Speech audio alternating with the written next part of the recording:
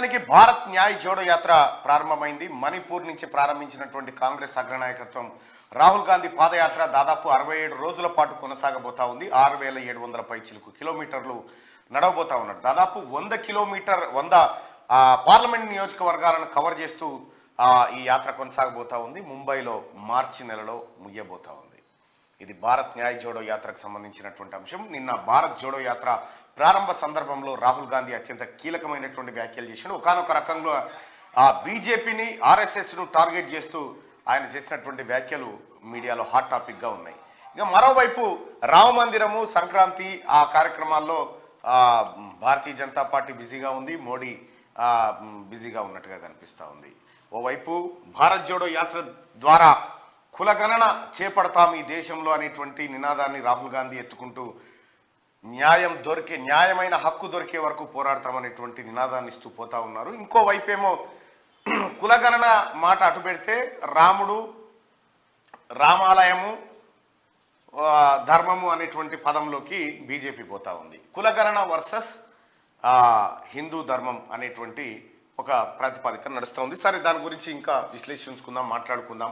వేటి వల్ల ఏం జరుగుతుంది అనేది ఒక్కసారి చూసుకుందాం. సో రాహుల్ గాంధీ తీసుకొచ్చినటువంటి కులగణన నినాదం కానీ, ఇక్కడ నరేంద్ర మోడీ గారు చెప్తున్నటువంటి ఇప్పుడు రామాలయము, అక్షింతలు, వ్యవహారం, ఇవన్నీ అంశాలు కానీ, ఇందులో ఏది బెటరు, ఏది ప్రజలకు ఎక్కడికి వస్తుంది, ఏది రాదు, దీని వెనకాల ఏముంది, ఇవన్నీ మాట్లాడుకుందాం ఓవైపు.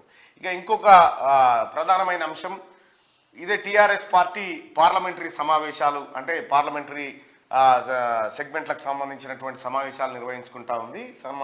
ఆ సమావేశాల్లో ఔరేక్ దక్క, టీఆర్ఎస్ పక్క లాంటి నినాదాలు ఏం లేవు కానీ మోతాదుగా పలసగా అట్లా తనలాడాలి మనం అని చెప్పి క్యాడర్కు గుండె నిబ్బరం చేసే కార్యక్రమాలు అయితే జరుగుతూ ఉన్నాయి. టీఆర్ఎస్ పార్టీ గెలుపు అనేది అది గడిచిన ముచ్చట. టీఆర్ఎస్ పార్టీ తెలంగాణ అనేటువంటి పదాలు వేరుపడ్డాయి ఆల్రెడీ. ఇక దీనికి సంబంధం లేదు. కేసీఆర్ నిన్న ఎరువుల షాప్ ఆయనకు ఫోన్ చేసి విత్తనాలు ఏమన్నా ఉన్నాయో ఆ గిరువులు అన్ని పంపు వ్యవసాయం చేసుకుంటా తుంటి చక్కగా అయిందని చెప్పి బాపిరెడ్డికి చెప్పిండట ఒంటి మామిడి కాడ. ఇక ఆయన ఎరువులు విత్తనాల మీద ఉన్నాడు. ఇక ఈ వ్యవసాయదారుడు వ్యవసాయం మొదలు పెట్టబోతా ఉండట. ఇక సరే, ఇది ఇక్కడ ఉన్నటువంటి వ్యవహారం. ఇక ముందుగా ప్రేక్షకులందరికీ సంక్రాంతి శుభాకాంక్షలు. రేపు అన్ని పేపర్లకు దాదాపుగా సెలవు ఉంటుంది. ఒక శనార్థి తెలంగాణ మాత్రం యథావిధిగా రేపు దిశ కూడా వస్తాయి.